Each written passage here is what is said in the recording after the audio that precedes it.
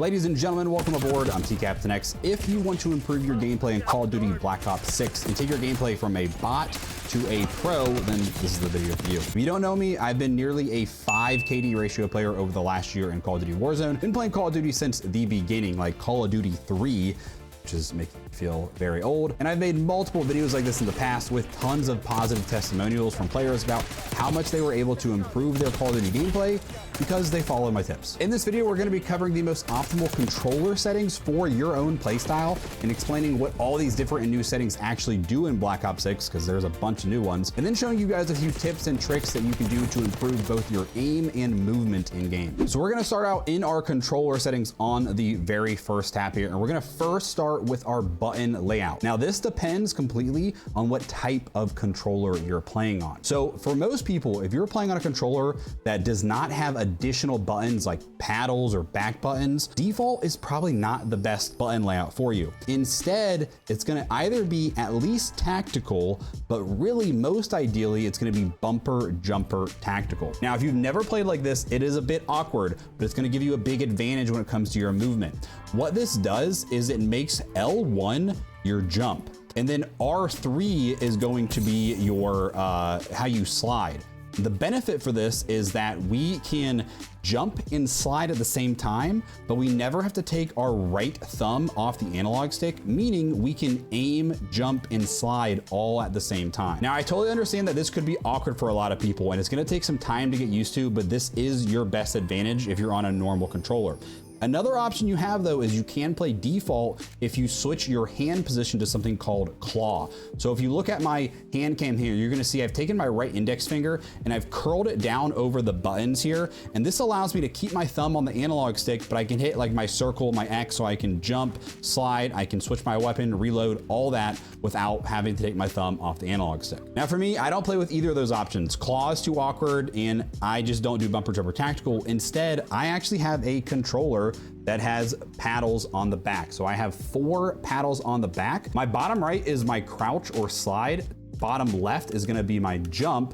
Top right is triangle or switch weapons, then top left is gonna be my square or reload. And again, the benefit to this is that I can jump, slide, I can do everything with never having to take my thumb off the analog stick so that I can shoot and aim and move all at the same time. Now, if you only have 2 paddles, I'd recommend doing jump and slide. The reload in switch weapons is not nearly as important. Moving on to stick layout preset. This is gonna most likely be default unless you just have a weird preference for one of these other ones, but default is gonna be what the majority of you guys are gonna want to stay on. As far as it comes to sensitivity, now this is a big topic. There is no perfect sensitivity. Just because you see one professional player plays on this, that doesn't mean you playing on it will make you better. I play on 7.7. It's a slightly higher and faster in-game sense, but I think for the majority of people, the rule of thumb is going to be staying anywhere from about 5 to 10 is going to be that Goldilocks zone. Anything beyond 10, when people start getting up into these crazy high sensitivities, it's purely for show. There is zero competitive advantage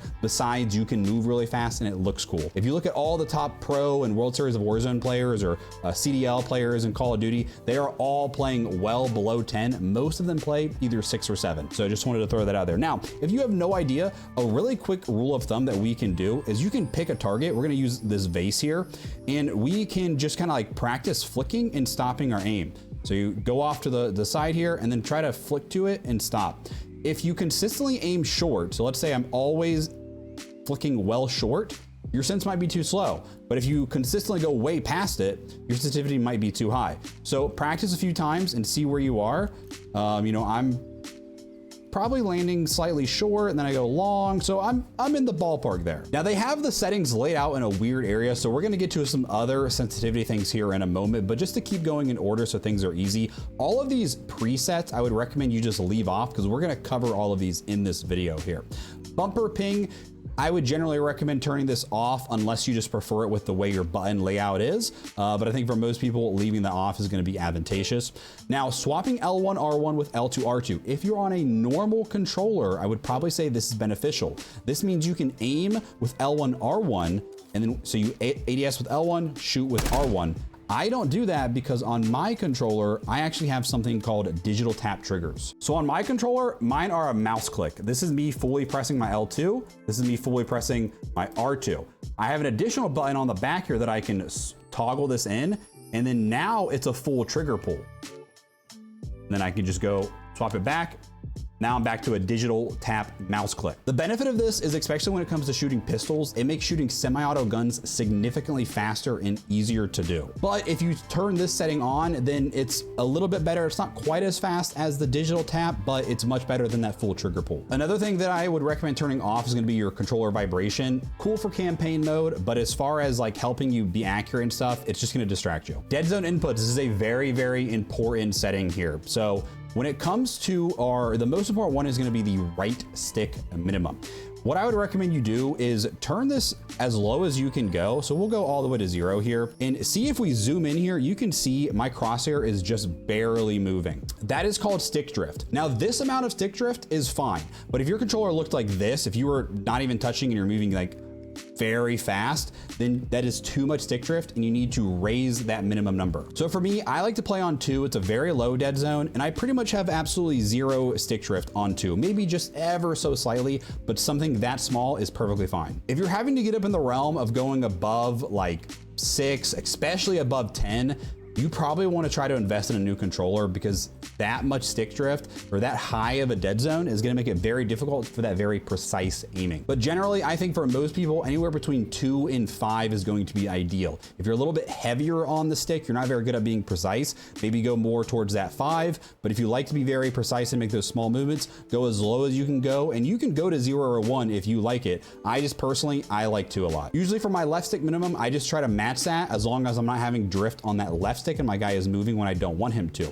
Now for the left stick maximum though, default's gonna be up to 99 or 100. I like to turn this down because what this does is it makes it much quicker for me to get to my full speed. I only have to move my left stick 70% of the maximum until I am at my full movement speed. So it makes just changing directions and movement a little bit faster and snappier. And then when it comes to the triggers, if you are not gonna swap your L1, R2, you want to play with those triggers, you can turn the dead zones way down on these so that you don't have to pull that trigger all the way for that L2, R2 to take effect in the game. All right, now we're gonna tab over to the aiming tab here and we're gonna open up the sensitivity multiplier. I really wish this setting was right under our other sense. I don't know why it's they have things laid out a little bit weird, I would say.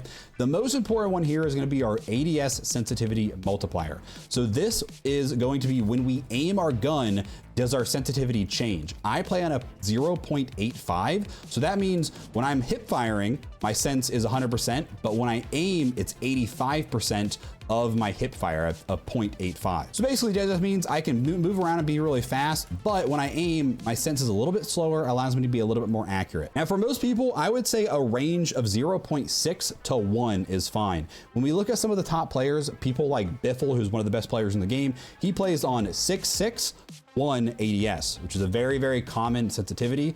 A lot of other people you will see play maybe slightly higher sense, maybe 7, 7, 8, 8, but then they turn their ADS sense multiplier down just a little bit, like 0.7, 0.8, 0.9. I've been on 0.85 for a very long time. I really like it. But again, you can do that same test we did earlier where we start off and we kind of flick and stop our aim, and then we see where we're stopping with our aim if you're over flicking or under flicking. Now, another thing that can help your aim a ton is where you actually get a taller right analog stick. So I am using a custom aim controller that these are actually can pop on and off. They're very secure though. You don't ever have to worry about them falling off. And I have a tall right stick with a small left stick.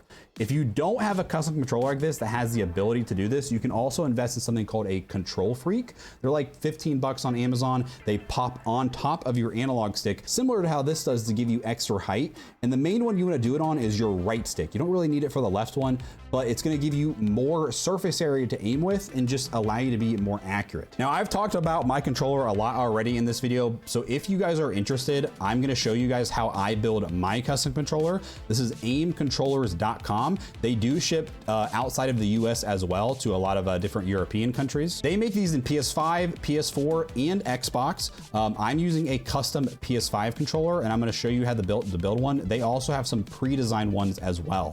Now, any custom PS5 controller is going to automatically come with the 4 paddles on the back, the active triggers, which are those digital tap triggers that you can toggle on and off.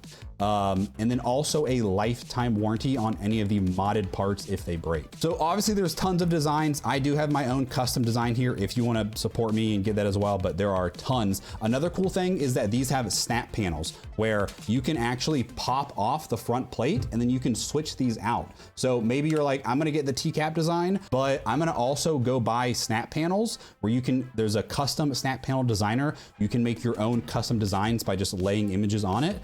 So maybe if you want to like make your own kind of logo or whatever, you can do that here and then pop and change designs as you go. Now there's lots of different color options here that, you know, this is totally personal preference. When it comes to the performance stuff, they do have something where you can make the buttons like your X circle, you can make these digital, which just makes them like a mouse click. I would say this is not the most important feature unless maybe you like to play claw. If you play claw, I could see doing it, but I personally don't spend the extra to do this because I don't really use my top buttons very much anyway, and the default way they're set up is fine. Now Hall effects. Hall effects are very, very important here.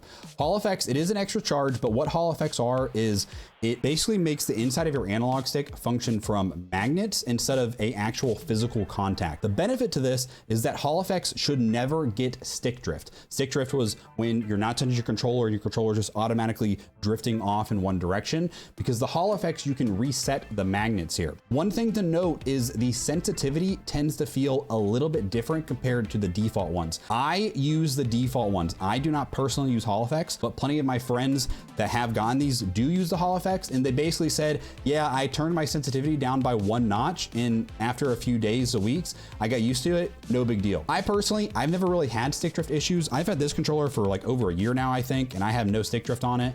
Can't promise that for everyone, but basically all the aim controllers I've ever used, I've never had stick drift issues. But if you're worried about it, just pay the extra, get Hall effects, and then you don't have to ever worry about it. Okay, aim sticks here. This is very important here. For your base, just pick whatever color you want. It doesn't matter. As long as you pick a color, you can now change the height. So I do a PS small left, and then I do a PS high right. And they will also send you multiple options, and you can pop these off and change these if you don't like the certain sizes. Moving on, the next important setting is going to be your grip. I do recommend paying the extra to get the grip. It gives it a rubberized backing so that when you're gaming for a while, your hands get a little sweaty. It just helps you hold onto the controller a lot better. You can add things here, like you can add your logo, your gamer tag, you can write on it. The next important one is going to be smart bumpers. This makes your L1R1 or your LBRB the digital tap as well. I would say if you're trying to save money, don't worry about this because they're already pretty responsive default, but I do have these on mine and it just makes it, again, a little bit clickier, a little bit more responsive. And then I generally take the vibration motors out of mine. It's only an extra $5, but it makes the controller much lighter and I just never use vibration motors. And then when you go to checkout, make sure you click the I have a coupon code and enter TCaptainX, and that is gonna save you quite a lot of money here. So it just took off $50 for us right there. Each month they do different sales, so stay tuned. I do know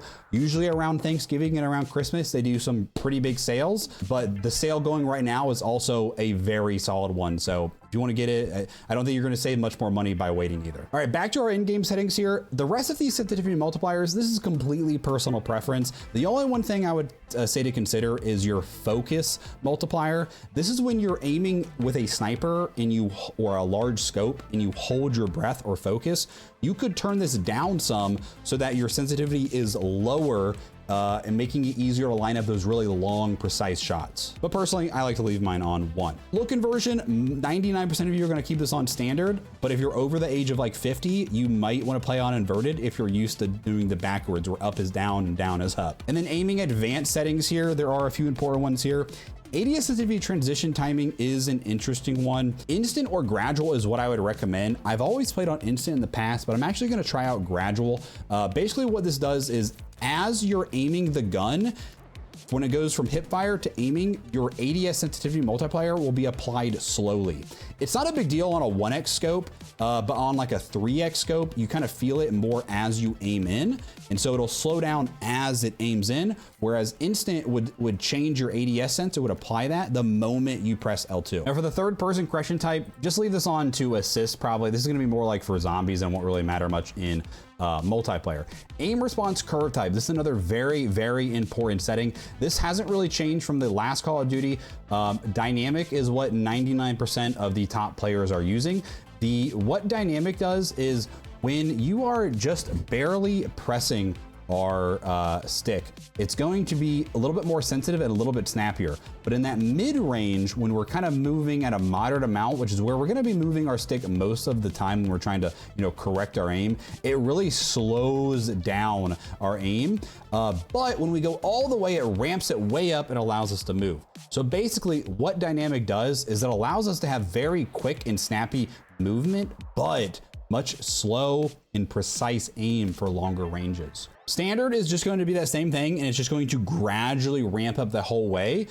Nothing wrong with standard, but dynamic just tends to be a lot easier to really kind of fine tune your aim. And then linear there is no curve. It's just a linear response. I think it's a little bit awkward to get used to. Some people do like this, but again, from experience, 99% of the top players are on dynamic, and that's what I'd recommend to pretty much everybody. And then custom sense presume, I do not play with this, but you can go crazy and you can have different sensitivities for different scopes. So if like higher zoom optics feel really weird to you, like too fast or too slow, then you can go and adjust specifically for those. But I personally don't like to mess with this. They've simplified aim assist here. This year it is just on or off. I would 1000% recommend if you're on controller that you make sure you leave this on, but there is no multiple settings anymore for aim assist. And then motion sensor, this is like the whole gyro aiming, which I would not really recommend you do, so just leave that off. All right, moving over to our movement settings. They have changed the way a little bit that auto tac sprint works here. Basically, the way to explain this is sprint assist. Off is going to be where you have to press L3 once to sprint and then press it again to tac sprint. If you like that, that is totally fine. I think for most people, you're gonna want at least on or tactical sprint assist. I'm doing tactical sprint assist, which is basically auto tac sprint. So as soon as I press L3, I'm getting into my tac sprint. Now in MW3 and older CODs, tac sprint, your gun would go up. Now your guy just kind of like runs down at the side with his arms going to the side. This is your tac sprint. But if you don't like that, you can just do on, and on is sprint, and then you press L3 again to get into your tac sprint. This gives you a little bit more control, and I think it really just comes down to personal preference, but I am gonna be definitely playing on tactical sprint on. Then you're gonna wanna hit show more. If you are playing on or with the tac sprint assist, I would recommend you turn this delay all the way down to 0. The delay, if you crank it way up, basically what it does is it doesn't kick on that assist until that time is hit. So it's at 850 milliseconds, I believe, would be the timing there. So I would just say keep it all the way to 0, because if not, your movement will feel kind of clunky. You can also have this on or off for omni movement when it comes to sideways. So this is sprint assist on for sideways and sprint assist on for backwards, in case you want to only like go slow sideways or backwards, but I don't know why you would really necessarily want to do that. I'd recommend you leave these on. All right, mantle assist. Mantle assist, I am recommending most people leave this off, but some people, if you're someone that you're like very casual, you don't want to spam a bunch of buttons, on is going to be fine, or maybe low mantle assist if you're kind of in between. The benefit to off is that you can like, let's say I have a person here, and let's say I'm trying to like maybe hit some jump shots here. If I had my mantling on, it would be very easily where I would accidentally mantle this while I was shooting. So with it on, if I just press forward, I'm not even hitting my jump button, my guy's gonna auto mantle. And the problem with that is you might be trying to like aim and just get close to the wall, and then it's like, oops, I mantled over the wall, now I'm in the open. Low mantle assist will only mantle when it is a very low object like this. This would trigger low mantle assist, and then the full mantle assist is gonna trigger bigger, taller objects like this. So me personally, I'm gonna leave it off, and if I wanna mantle, I'm just gonna have to spam my jump button. Now there are additional things in here that you can control. If you are going to leave it on low or on, I would definitely recommend you have this mantle assist angle as tight. What that does is basically means you have to be looking straight at the object in order to mantle. If you did loose, it would be like you could be looking over here to the side and you would still mantle, which it's gonna force you to accidentally mantle when you don't want to. Okay, crouch assist is a new one. This one, I'm gonna try it on for a bit, but I don't think it's a big deal, but let me show you what it does. So if you have a low area that you would generally have to crouch to go through, like I can't just walk through here. If I walk straight through and don't press any buttons, it's gonna auto crouch for me.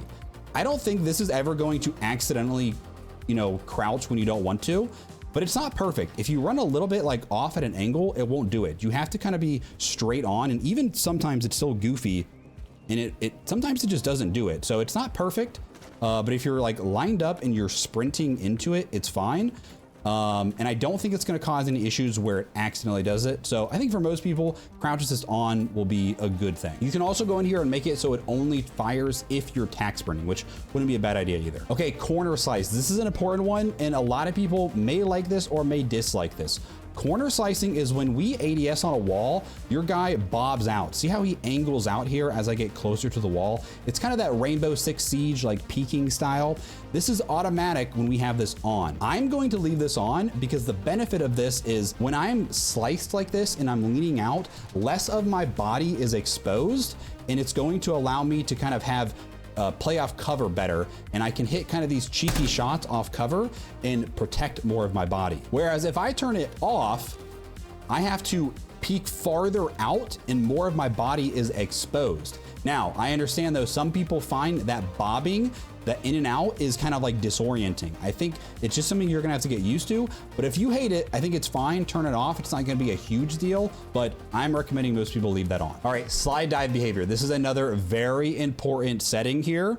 For most people, I think hybrid is by far the best setting to get used to, but it's the hardest to get used to and master. If you are playing hybrid, you also basically want to make sure that you're, it's going to benefit you to be on tactical sprint assist or auto tac sprint on. What hybrid does is if I am sprinting and I tap my crouch or slide button, I slide, and there is no delay. It's a very fast, responsive getting into my slide here.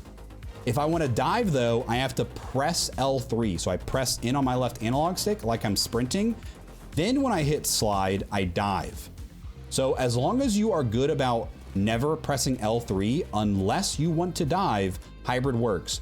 Now, if you're new to this and you're switching, it is awkward. It takes some getting used to. You're gonna have moments where you accidentally dive because you're trying to sprint, and it can be tricky.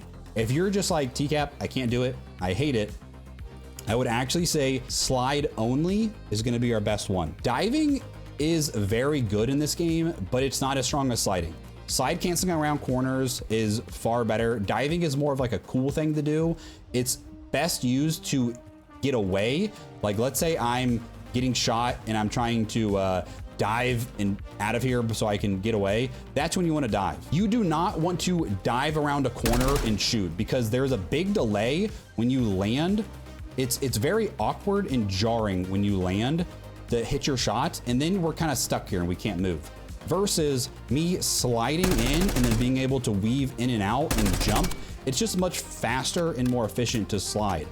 But again, like I said, if I'm trying to run away and I'm just getting behind cover, diving is fine, but it's not gonna necessarily save you that much. So the reason I recommend slide only is because slide only is no delay in sliding. It makes it very fast and responsive to slide. But if you change it to tap to slide, there is a delay. When I hit slide, there is a delay that makes the sliding feel a little bit clunkier and your slide cancels not as smooth. Now, if you're more of a casual player, you might not even recognize this, and this is probably a perfectly fine setting for you. But if you're a little bit more competitive, I would say you're gonna either wanna learn hybrid or do slide only. And if you wanna dive on tap to slide, then we hold slide to dive. So there's again a larger delay to when we want to dive as well. So again, I'm playing on hybrid. I think slide only is fine as well. Tap to slide if you're more casual. Now they do have a delay here and you could turn this delay down to short, but I have a feeling that this is still going to be too much of a delay, and it also might create accidental dives as well. If you left your mantle stuff on, you can do automatic airborne mantle, which means like if you're jumping off a large ledge and you're trying to mantle, it'll auto mantle when you're jumping and in the air.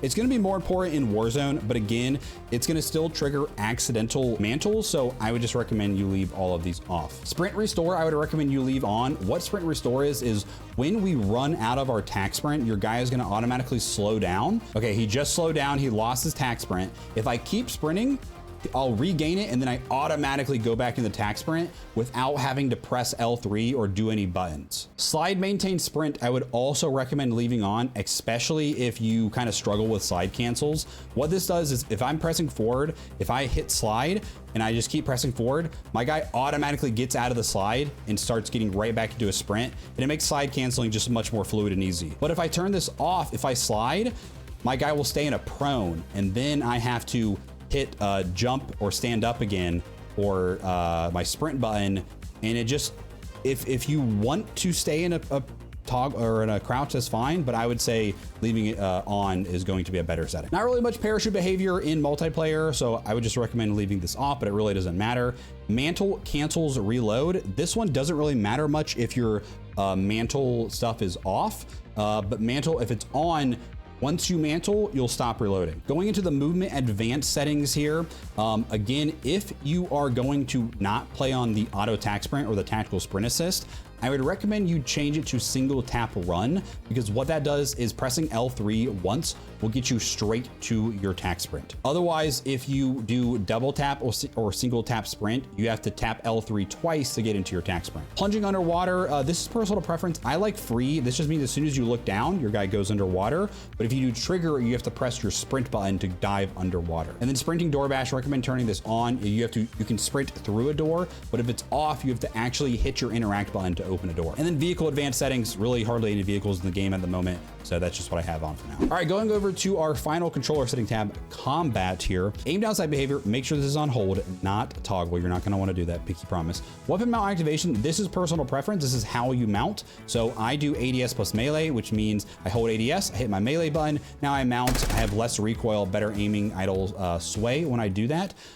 Some people double tap ADS, double tap your L2 is fine as well. Just do not recommend using ADS because you will accidentally mount on things way too much. And then dedicated melee weapon activation. This is a new setting here. So if we hold our melee button, for me it's R3, I get to pull my knife out because you always have a melee weapon now. And this does make you run much faster. So if you're playing search and destroy, or if you're just trying to run across the map faster, pulling your knife out by holding your melee button will get you to move around, and then you just hit your triangle or weapon switch to get back to your other regular weapons. I would not recommend doing weapon cycle because then you're gonna have to cycle through 3 weapons instead of 2. Armor plate behavior, just leave it as apply all, not really a thing in multiplayer unless you're the HVT for that specific mode. C4 detonation, this is kind of personal preference for all at once or 1x1, but I would say most people are gonna want all at once. If you have 2 C4s out, when you hit the detonate button, it blows up both if they're both out. Equipment behavior, this is also personal preference, but I like hold. Hold means that I have to hold R1 to hold my grenade. When I let it go, I throw.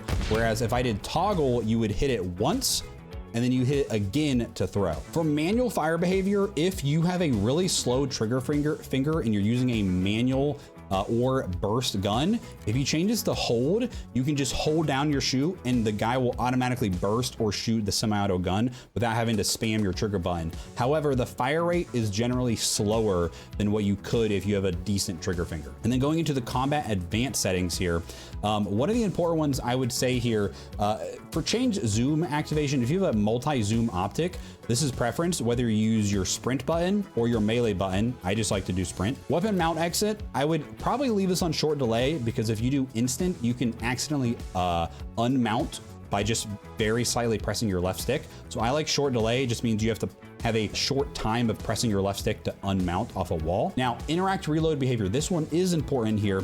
If you only play multiplayer or zombies, and you could care less about Warzone and you don't really ever loot and pick things up, just leave it on tap to reload. That is fine. But if you are going to play Warzone, and probably zombies as well, because there's a lot more looting in zombies, I think prioritize interact is better, because this just means you have to tap to loot and you have to hold square to reload. So for multiplayer, this isn't that good, but you might as well keep it on the same. That way you're not kind of switching up and getting things messed up. So sprint cancels reload is kind of a personal preference thing. If you have it on, pressing L3 will cancel your reload. Like if you're mid reload, and I press L3 to sprint, it will cancel it. However, if I'm reload and even if I'm on tac sprint, assist on, it doesn't really matter. So completely preference. The other way to cancel your reload, if it was off, would be to YY. So I think honestly, I'm gonna probably leave mine on, to be honest. ADS stick swap, definitely want this off unless you just really prefer this setting. This is a really weird setting to play on. Depleted ammo weapon switch, if you run out of ammo and it's on, you will automatically switch. For most people, I think that's fine. For myself, I like to leave this off because what happens is it'll auto switch and then I try to switch and it switches back. It's just a big mess. A new mechanic this year is that body shield thing where you can go up and you can hold someone hostage and shoot a pistol from behind them. You can change it, prioritizing it or your finishing move where you execute someone. So I have mine on priorities body shield, which means when I go up and I hold melee behind someone, it'll body shield them. If you leave it on prioritize finishing move, you have to double tap to get in that body shield mode. So totally preference, not a big deal, but I'm gonna do prioritize body shield. Okay, now I'm not gonna be going through my full graphic settings in this video because I need to test some stuff, but in our graphic settings, go to our view tab, and for our field of view, the default is 90. I would highly recommend you turn this up to at least 100, but I think for most people, you probably wanna be about 110 to 120. So if I go lower on this, it zooms everything in. It will make your targets appear a little bit larger, but now I can't see as much in my peripheral vision. Also, a lower FOV will give you more visual recoil. So because we're like zoomed in and we're closer, you're gonna see that gun kick more on the screen. Whereas if we go back to our graphic settings here, and if I turn my field of view all the way back up to 120, now I have a wider field of view and my recoil seems like it's less, although it's not. The downside of a larger field of view is that your targets will feel smaller. So just play around. I think 110 is a really good number for most people, but I think 100 is about the lowest you want to go. And then for your ADS field of view, make sure this is on affected and not independent. Independent, some people do like this. What independent does is it's really zoomed out, but when you zoom in or when you ADS, it zooms way in. So if you struggle seeing targets, if targets seem too small for you when you're aiming, you could do this, but remember the visual recoil will be much larger when you do this. And then for a weapon field of view, I would turn this to wide. This also just gives you a little bit wider field of view and it looks like your gun is farther away from you. Third person field of view, I think that's mainly just for zombies, you can crank this up to max. Vehicle field of view, I would also go wide. For your camera, make sure all your motion blurs are off and your camera movements are to least. This will decrease just all like the shaking, unnecessary movement that tries to make it more realistic. And then also go down to our interface settings here. Go all the way over to gameplay HUD. Make sure your minimap shape is on square and not round because it's actually gonna make your minimap a little bit larger so you can see more on it. I don't really recommend turning radar on. It makes it a little bit weird to look at. Also for our crosshair, if we hit show more here, I would leave all of these crosshair things on. You can make the center crosshair a little bit larger. I generally like that. It helps you kind of visualize your centering better. And then a new thing is you can actually change our crosshair color. So I'm actually gonna try out green maybe because I just like the color green, but totally personal preference on that. All right guys, if you are changing a bunch of settings or you just want to work on improving both your aim and movement, here is a really good way to work on this is click find a match, but scroll down here to a private match here and then do create a private match here. For your class, set up really whatever you want to do here, but I would probably say put on the overkill perk or the overkill wild card. I've got here a quick C9 class I built and then a XM4 class. Play around with guns, doesn't really matter what you use. In the game setup here, I would change this to free for all. For the map, the smallest map, if you want to just work on overall kind of close to mid-range aim and also our movement, the best one's going to be Babylon. But if you want some of the longer range fights here, I think Rewind might be a decent one. Scud as well. If you want to start working on more like longer range, especially like your sniping. And then for the game rules, turn up your time limit and your score limit as much or as little as you want here, depending on what you're going to do.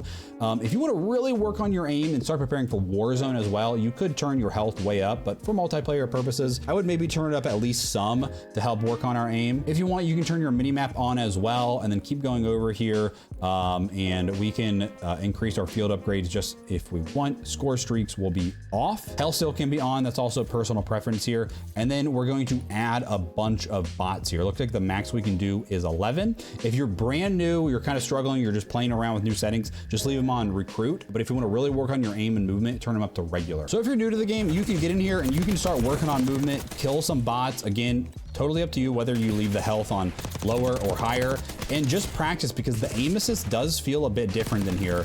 So this would be a great opportunity for you to get used to that. Practice slide canceling, diving, getting used to all those things as much as you can in these fights. And you can just do this as a quick warm up here. Do this for literally 5 minutes before you jump on. It's gonna massively help your aim. But what I like to do as a quick warm up is I actually like to go in here and I will turn my aim assist off. Because if you can aim decently well with your aim assist off, once we turn it back on, it makes our aim and everything much better.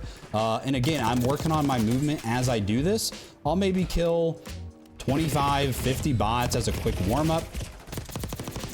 Once I feel pretty good, then I'll turn my aim assist back on and my aim is gonna feel way better. If you do that no aim assist warm up, 5-10 minutes a day, it will make a huge difference in your gameplay. And then when you're done, make sure you turn it back on though and kind of get a feel for how things feel different once your aim assist is back on. Now, another thing we can do though is if you don't want to waste time in play against bots where you're not going to really gain any XP or level up any guns, is go into zombies, play zombies, but with your aim assist off. Obviously, it's going to be a little bit harder with that aim assist off.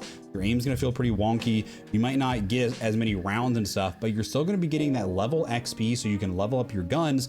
And if you want, you can work on your zombies camo grind as well, while simultaneously getting better with your aim. And you can do the same thing. Practice your movement, do all that, but on the zombies, and it's just a lower pressure environment to be able to work on things. All right, guys, that is gonna wrap things up for this video. We will be having a in-depth graphic settings, a more in-depth aim guide to really focus on our aiming, and also a omni movement guide, all coming in the near future, probably within this first week of Black Ops 6. I hope you guys found this video helpful. If you did, please leave a like, subscribe for more content like this. Thanks for watching, guys, and we'll see you in the next one.